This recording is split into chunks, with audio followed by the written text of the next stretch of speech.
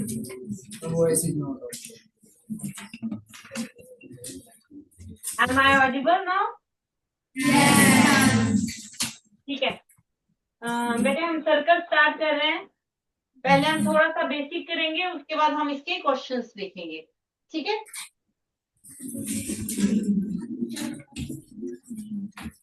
हमारे पास एक सर्कल है, इसमें एक लाइन प्लॉट करते हैं।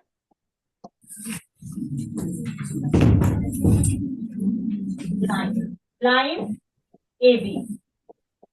ठीक है। ए बी क्या है हमारे पास? A B is a roll number 1। A B is a roll number 2।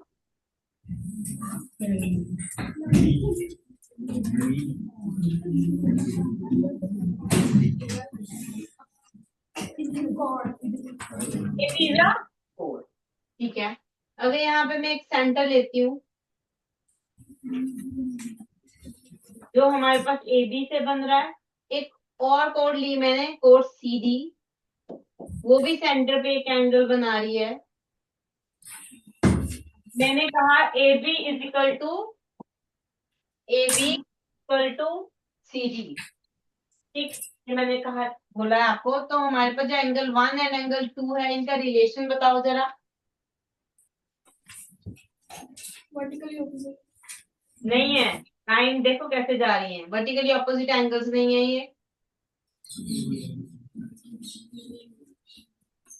ये तो ऐसे जाके ऐसे बेंड होगी लाइन। वर्टिकली ऑपोजिट कैसे होगी? 1 एंड 2 का रिलेशन क्या है देखो। सी है, टू कोड्स आर इक्वल। ठीक है। अगर दो कोड्स इक्वल हैं तो वो सेंटर पे कैसे एंगल बनाती हैं? सेंटर पे जो उन्होंने एंगल बनाए कोड्स ने, तो उन्होंने किस तरह का एंगल बनाया? मींस 1 एंड 2 का रिलेशन क्या है? Go to your seat. सबसे पहले तो ये क्लियर होना चाहिए कि हम कहते हैं कि अगर मेरे पास एक सर्कल है, दिस इज, तो वैसे बनाते हैं, ये एक सर्कल है। ठीक है। सर्कल में एक कोड मैंने ले ली ए बी। अब कोड सेंटर पे एक एंगल बना रही है, एंगल ए ओ बी। जब मैंने कहा कोड सर्कल एंगल बना रही है, तो मीन्स जो कोड के एंड पॉइंट है वहां से लाइन आगे जाएगी। एंड पॉइंट यूज होता है। ठीक है। ये नहीं है कि मैंने यहाँ एक पॉइंट और ले लिया और ऐसे बना दिया तो आप कहोगे this is also a angle made by code. नहीं, जब हमने ए बी बोला है तो उसके जो एंगल बनेगा उसके एंड पॉइंट ए बी को टच करने चाहिए। क्लियर है? ये चीज बहुत अच्छे से क्लियर होनी चाहिए।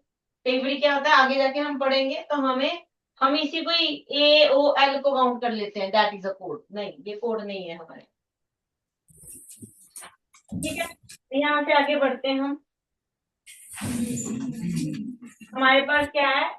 ए B is equal to C D. अगर कोर्स इक्वल है तो वो सेंटर पे जो भी एंगल बनाएंगी that is equal. It means angle 1 is equal to angle 2। कहने का मतलब if AB is equal to CD, then angle made by chord are equal. ठीक। A angle 1 is equal to angle 2। इसको लिखना कैसे है? वर्डिंग में लिखना आना चाहिए। हमने क्या किया? Equal codes, equal codes substandard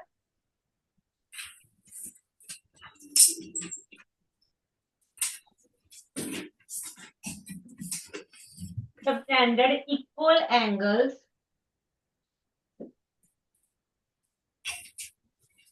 on the center of a circle. Clear? यहाँ पे हमने ये नहीं कहा कि इक्वल के कोर्स मेड इक्वल एंगल्स। यहाँ वर्ड क्या यूज हुआ? सबटेंडर्ड। तो आपको सबटेंडर्ड वर्ड याद रखना है, मेड नहीं लिख के आ जाना वहां पे। ठीक। Equal chords subtended equal angles on the centre of the कोड। अगर कोर्स इक्वल हैं तो वो सेंटर पे इक्वल एंगल सबटेंड करती हैं।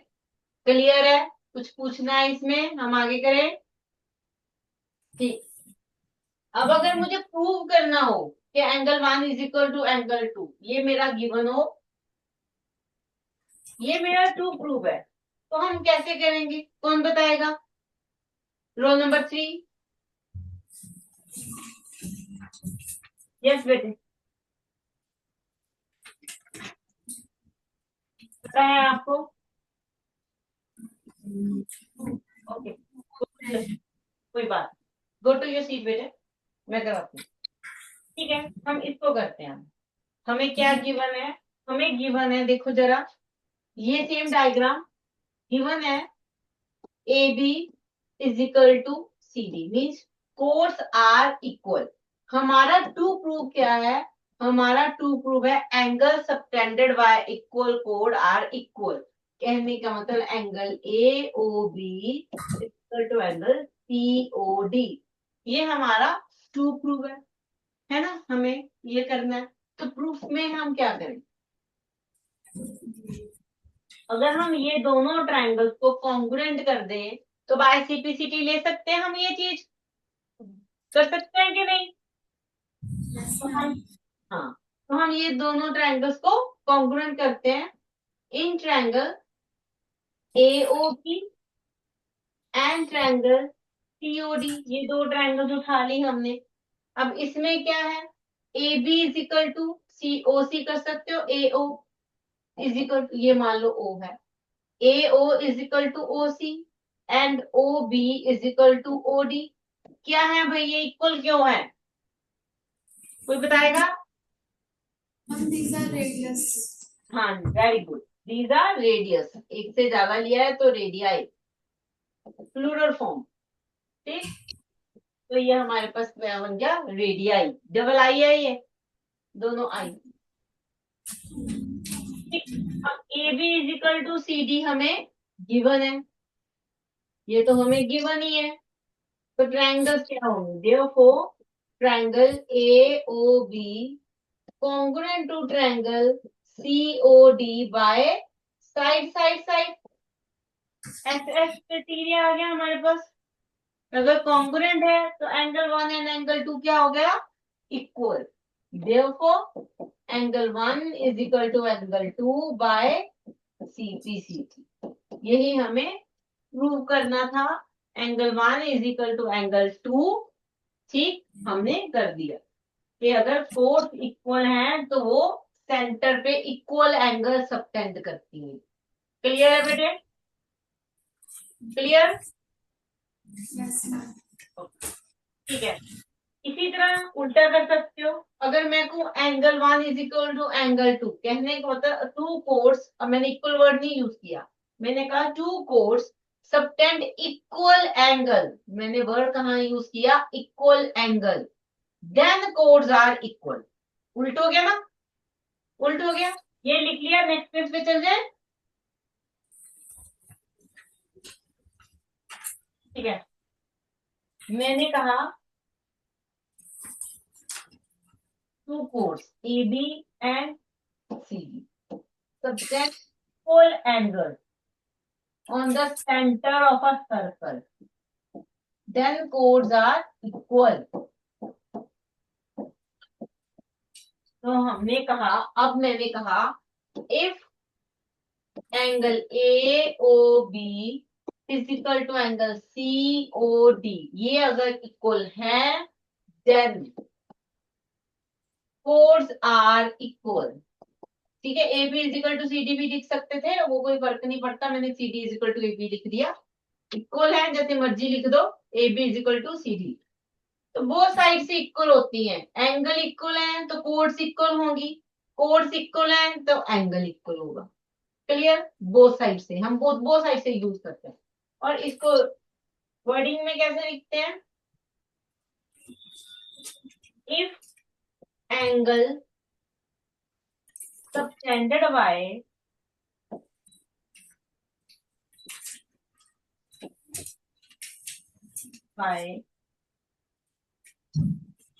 Code are equal, then chords are equal in length, are equal in length, ठीक, then chords are equal in length. अच्छा, अगर इनको प्रूव करना हो तो जरा देखो डायग्राम को ध्यान से, कैसे कर सकते हो? कॉन्ग्रुएंट ही करना है दोनों ट्रायंगल्स को। किस क्राइटेरिया से कॉन्ग्रुएंट होगा, बस मुझे ये बताना है आपने। वेरी गुड, ये SAS से हमारे पास कॉन्ग्रुएंट हो जाएगा, जिससे हम बाद में लिख देंगे AB is equal to CD। ठीक है, side angle side, sides equal होंगी बाय रेडियाई, एंगल्स हमें गिवन है, therefore CD is equal to AB by CPCD। Clear है सबको?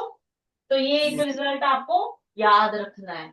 दो रिजल्ट हैं यहाँ पे जो हमने डिस्कस किए हैं, हमने उसको कॉन्ग्रुएंट करके भी प्रूव कर दिया है, इसको भी अगर प्रूव करना आ जाए तो आप प्रूव कर सकते हो। नेक्स्ट कंसेप्ट पे चलते हैं।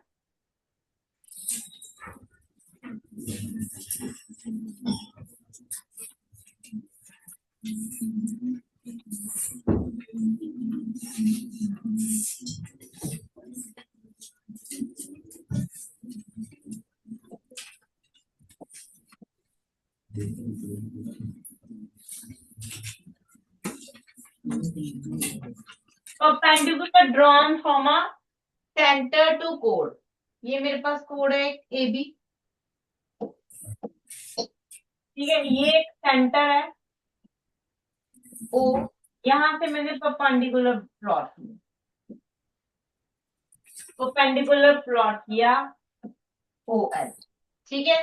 तो आप बता सकते हो AL एंड BL में क्या रिलेशन है? AL एंड BL में roll number 5, roll number 5, In between AL and BL, हाँ जी बेटा, DL bisects AB into two equal parts. हाँ जी बिल्कुल, 2 इक्वल पार्ट्स। तो AL एंड BL क्या होगा? Equal. ये O था एक्चुअली, हिंदी लिखा। गो टू योर सीट, ठीक है। तो हमारे पास क्या है, AL is equal to BL। तो हमें क्या मिला रिजल्ट, देखो, perpendicular perpendicular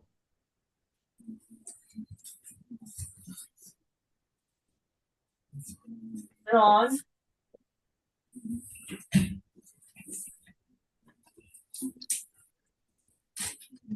from center of a circle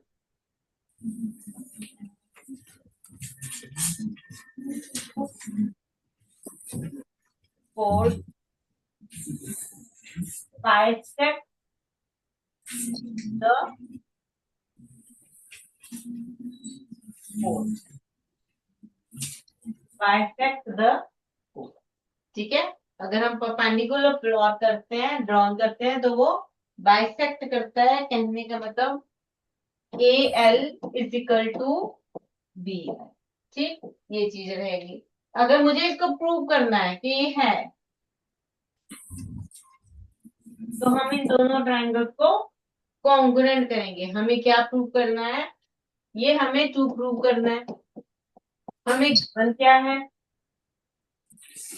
OL perpendicular to AB, हाँ जी।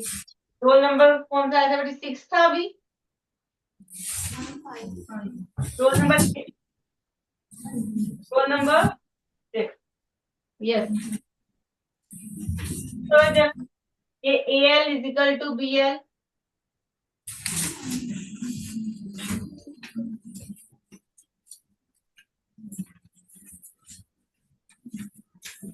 थोड़ा इधर आ जाओ, मुझे दिखाई नहीं दे रहे हो आप। हाँ, अब बोलो। OL is equal to OL. OL is equal to OL in triangle AOL and triangle BOL. OL is equal to OL. Reason common. Next, angle OLA is equals to angle OLB.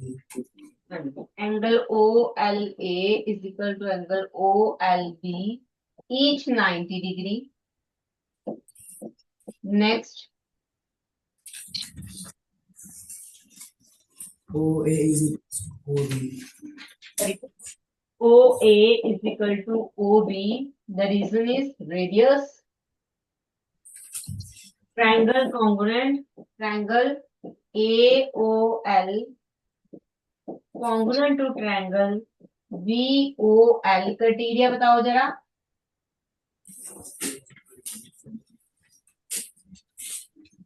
RHS. Very good. RHS. Criteria is RHS. Triangle congruent by right angle hypotenuse side. Therefore, AL, go to your seat बेटे, LB by CPCT. By CPCT. ठीक है. तो हमने ये prove कर दिया कि AL is equal to LB है by CPCT. Triangles are congruent. तो हमें ये प्रूव हो गया कि if we draw perpendicular from a center to a chord, bisect the chord. Clear है बेटे. नेक्स्ट कंसेप्ट पे चलते हैं.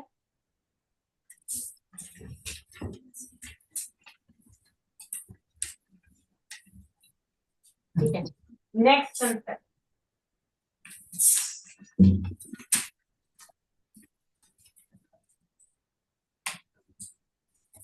Two equal chords are equal distance from the center. इसको समझते हैं थोड़ा सा. मैंने कहा मेरे पास दो कोड है AB एंड CD.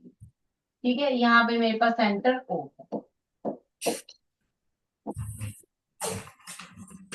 यहाँ से मैंने डिस्टेंस मेजर करना है, यहाँ से मुझे डिस्टेंस मेजर करना है. अब जब भी हम यहाँ पे एक ध्यान सुन लो, जब भी बेटे हम डिस्टेंस की बात करते हैं, मैंने कहा कोड का सेंटर से डिस्टेंस, जब भी हमने ये डिस्टेंस मेजर करना है that is always a perpendicular distance. ठीक है. वो ये नहीं होता आप कहीं से कहीं का भी डिस्टेंस उठा लोगे. एक पॉइंट का एक लाइन से जब भी डिस्टेंस की बात होती है वो एक परपेंडिकुलर डिस्टेंस की बात करते हैं जो हम मेजर करते हैं. ये नहीं कि मुझे डिस्टेंस फाइंड करना है ए और बी का. ठीक है. वो अलग चीज होती है. मैंने कहा एक डिस्टेंस फाइंड करना है. जब फाइंड करना है मोस्टली परपेंडिकुलर डिस्टेंस होता है. परपेंडिकुलर डिस्टेंस शॉर्टेस्ट डिस्टेंस भी बोलते हैं. जब भी कभी वर्ड आएगा ना find the shortest distance between a line and a perpendicular, तो वो हमेशा perpendicular sorry a line and a code, तो वो हमेशा परपेंडिकुलर डिस्टेंस रहता है. ठीक है. तो जब यहाँ पे भी आपको बोला गया है find a distance from a centre to कोड, तो ये डिस्टेंस भी आपका एक परपेंडिकुलर डिस्टेंस रहेगा. ये आपने खुद याद रखना है. ठीक है. आपको यहाँ पे परपेंडिकुलर डिस्टेंस का एवरी वर्ड यूज नहीं होता. इक्वल डिस्टेंस की बात करते हैं. जब भी इक्वल डिस्टेंस की बात करें इट मींस वो एक परपेंडिकुलर डिस्टेंस की बात करें. क्लियर है. OL perpendicular to OB and OM perpendicular to CD. Clear है. अंडरस्टूड होना चाहिए. डिस्टेंस की बात है यहाँ पे, परपेंडिकुलर डिस्टेंस की. तो हमें अगर गिवन है कि मैंने कहा two chords are equal, AB is equal to CD, then their distance from the center is also equal. कहने का मतलब अगर ये है then ये होगा OL is equal to OM. This is always happen. ठीक है. अगर AB is equal to CD है तो OL is equal to OM होगा. अगर फोर्स इक्वल है तो वो सेंटर से इक्वल डिस्टेंस पे ही होगा. क्लियर. इसको प्रूव करते हैं. तो मैं स्टार्ट करके देती हूँ. नेक्स्ट आप करोगे रोल नंबर 7. ये हमें गिवन है तो ये हमारा प्रूफ है. हम प्रूफ स्टार्ट करते हैं. कंस्ट्रक्शन थोड़ी सी है, लिख लो. Join AO and OC. हाँ जी. Roll number 7.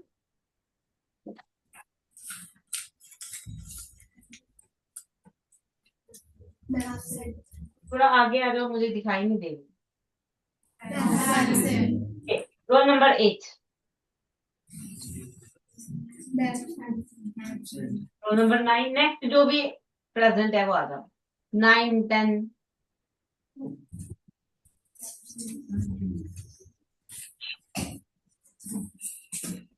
थोड़ा पीछे हो जाओ, मुझे दिखाई देने लग जाओगे अगर दिखाई नहीं दे रहे हो। हाँ जी। मुझे प्रूव करना है O L is equal to O M. तो मैं ये भी बता देती हूँ कि मुझे ये दो, अगर मैं ये दो ट्रायंगल्स को कॉन्ग्रुएंट कर दूं तो ये मेरा बाइसेक्टिसिटी हो जाएगा। तो बताओ जरा। OA is equal to OC. हाँ जी, in triangle O M C and triangle O L A. O A क्या बोला था, जरा बताओ जरा। A is equal to OC. O A is equal to O C. क्यों है ये इक्वल? रेडियस। ये सेंटर से अगर सर्कल को लाइन ज्वाइन करेगी तो वो तो रेडियस होती है ना। ये सेंटर है, ये सर्कल को ज्वाइन कर रही है तो वो radius, that is the radius. और बोलो जरा।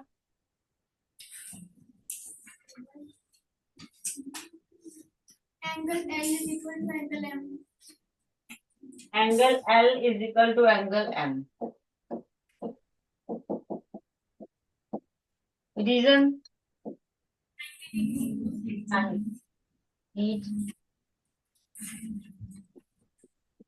आगे बोलो।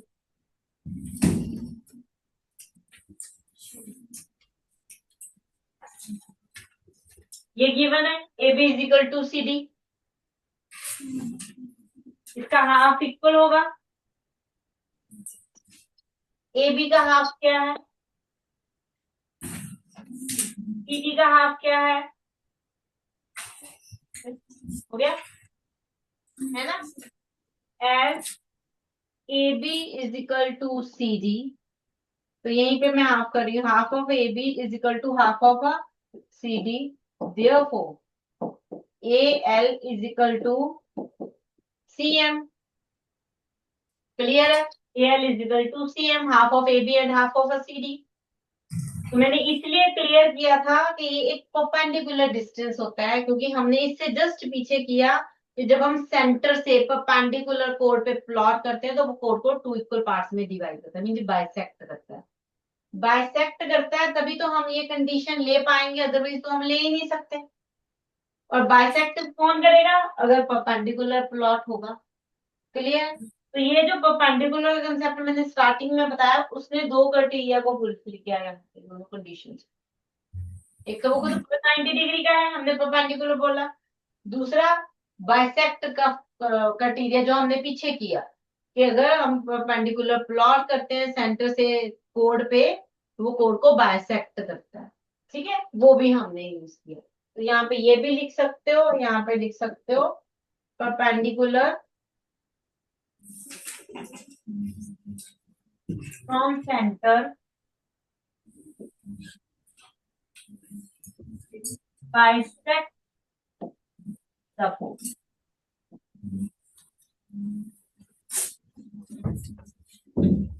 ठीक है। ट्रायंगल क्या होगी हमारे पास? ट्रायंगल ए, सॉरी इसको M C, triangle O M C congruent to triangle O L A. Criteria बताना जरा।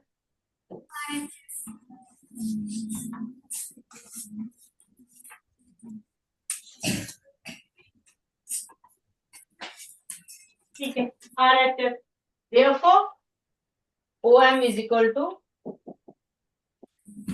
ये बेटा OM is equal to O।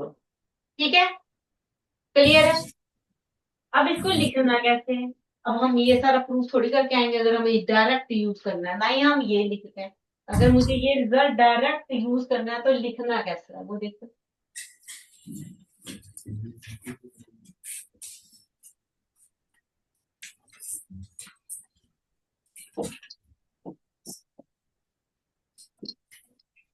Equal chords are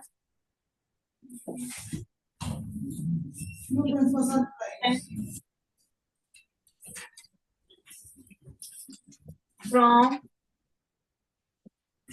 the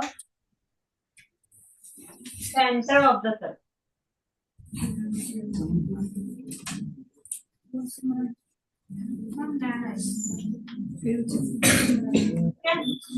equal chords are equal distance from the centre of a circle. Both तरफ से जाता है, ये भी रिजल्ट बेटे।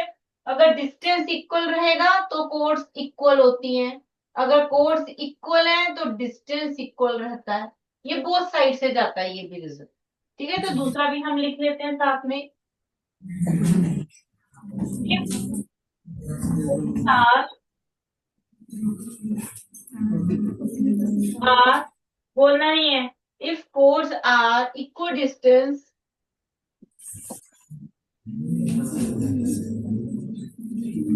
from the center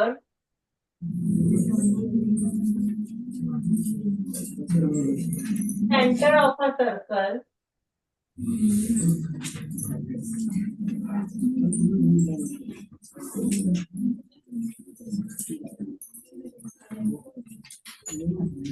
chords are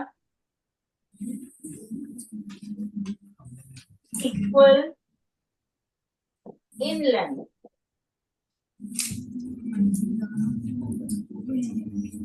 ठीक है, अगर वो इक्वल डिस्टेंस पे है तो इक्वल इन लेंथ होती है। क्लियर है आपको?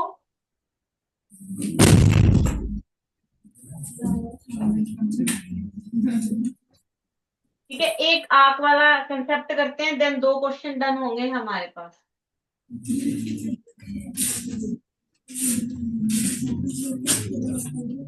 बेटे ये मेरे पास अब एक सर्कल है, सर्कल पे मैंने 2 पॉइंट प्लॉट किए, ए, ठीक है, 2 पॉइंट प्लॉट हुए। ध्यान से सुनो, इसने सर्कल को 2 पार्ट्स में डिवाइड किया, 2 आर्क्स मिली हमें। एक तो मिली ए सी बी, एक मिली ए डी बी, 2 आर्क मिली है, A C B and A D. ठीक है, मैंने गोल लाइन लगाई है, ये 2 आर्क को रिप्रेजेंट करती हैं। ए सी बी कम पार्ट में है तो इसको हम बोलते हैं माइनर आर्क, ये तो पता है सबको, कुछ नया नहीं बता रही मैं। ये होती है मेजर आर्क। अब मुझे एक एंगल बनाना है with the help of a A B. इस आर्क की हेल्प से, ए सी बी आर्क की हेल्प से एक एंगल में प्लॉट कर रही हूँ the remaining part of a circle. तो मुझे पहले ये बताओ कि अगर मैं A C B arc use कर रही हूँ तो इसका रिमेनिंग पार्ट कौन सा है? बोलो। A D B. अगर मैं ये वाला पार्ट यूज कर रही हूँ आपका, ए सी बी मैंने यूज कर लिया जिससे मैं एंगल प्लॉट करूंगी, तो इसका रिमेनिंग पार्ट तो ये ऊपर वाला होगा, व्हाइट वाला, नीचे येलो। ठीक है, अगर मैं ए डी बी को यूज करके एंगल प्लॉट कर रही हूँ तो उसका remaining part A C B होगा। ठीक है, 2 पार्ट हैं, एक येलो मैंने कर दिया, एक व्हाइट मैंने रख दिया। क्लियर है? तो आपको क्लियर होना चाहिए, हम कलर और डार्क कर लेते हैं, इतना नहीं है ना, सेट कर दूं ये वाला। ठीक है, एक ये वाला पार्ट है हमारे पास, एक ऊपर वाला पार्ट है, तो ए सी बी का remaining part A D B are. Clear है? अगर मैं ए बी को यूज करके एक लाइन, मान लो ये मेरे पास पॉइंट पी है, मैं एक एंगल प्लॉट कर रही हूँ ए पी बी, तो यहाँ पे क्या हुआ कि angle subtended bye arc A B on the remaining part of the circle. Clear? मैंने कौन सी आर्क यूज की? मैंने नीचे वाली आर्क को यूज किया और एंगल सबटेंड किया on the remaining part of a circle. Clear है? रिमेनिंग पार्ट मीन जो आपने आर्क को यूज किया है उसके बिना जो पार्ट बच जाता है। अगर इसको ऐसे कर दूं, मैंने ए डी बी आर्क को यूज किया on the remaining part of a circle, तो ये मेरे पास जो आर्क बनेगी that is remaining part of a circle. अगर मैंने arc A D B use की तो ठीक है। क्लियर है? क्या हुआ हमारे पास, हमने 2 बार आर्क अलग अलग यूज की जिसका एंड पॉइंट सेम रहे ए बी, लेकिन आर्क चेंज, एक बार ए सी बी थी, एक बार ए डी बी। क्लियर हुआ? रिमेनिंग पार्ट क्लियर रहेगा अब आपको सबको? नेक्स्ट क्लास में पूछूंगी मैं तो हम आगे बढ़ते हैं इसी में ही। थोड़ा बड़ा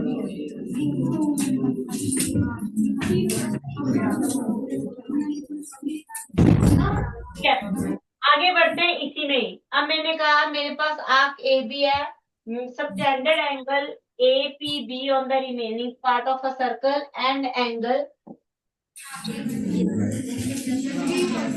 क्यू है A Q B the remaining part of a circle. अलग से प्लॉट कर लेते हैं दोबारा से।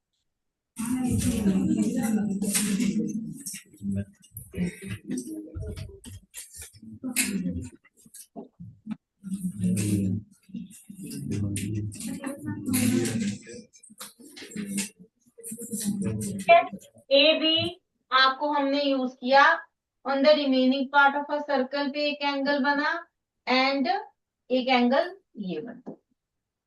ठीक है, angle subtended by an arc A B on the remaining part of a circle A P B and A Q B. तो इनका रिलेशन क्या है?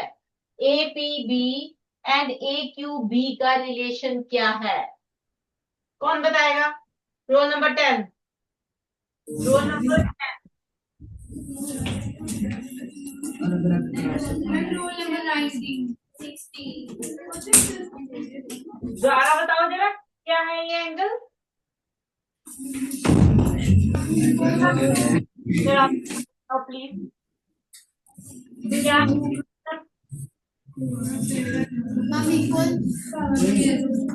Angles are equal? ठीक है, तो हम कहते हैं the angle subtended by an arc on the remaining part of a circle are equal. Remaining part मैंने बहुत अच्छे से क्लियर कर दिया। यहाँ पे ये नहीं है कि आप एक यहाँ पे एंगल बना रहे हो और एक नीचे बना रहे हो, फिर वो इक्वल नहीं है, सेम साइड पे होने चाहिए। मैं एक बार लिखवा देती हूँ, फिर इसको और थोड़ा सा इस पे बात करते हैं।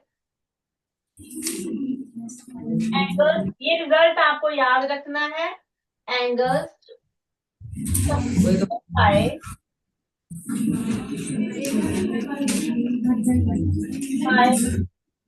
N arc on the remaining part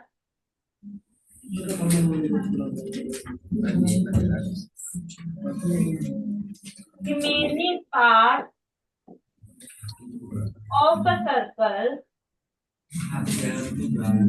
are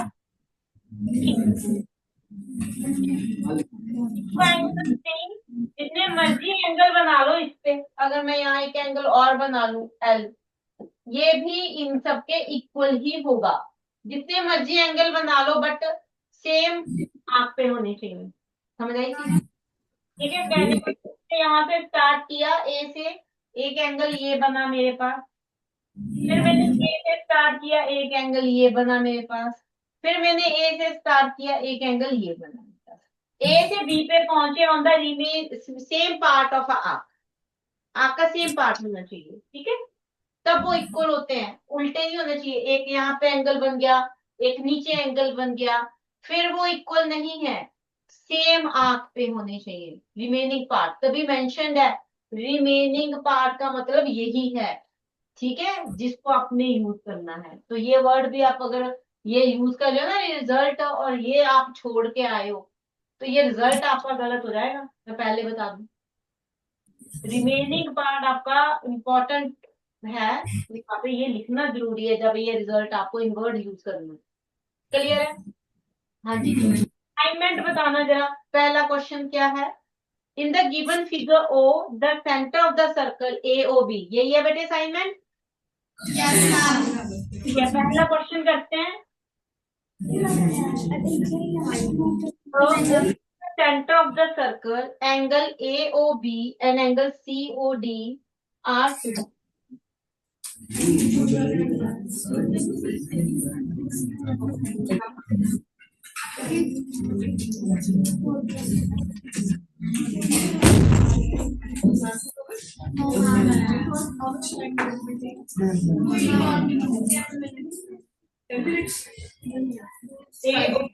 ये बी है बेटे, ये सी है, इसको मिला देते हैं हम। ये एंगल 50 डिग्री गिवन है, ये एंगल 50 डिग्री गिवन है, ए बी मीट किया गया है, सी किया गया है।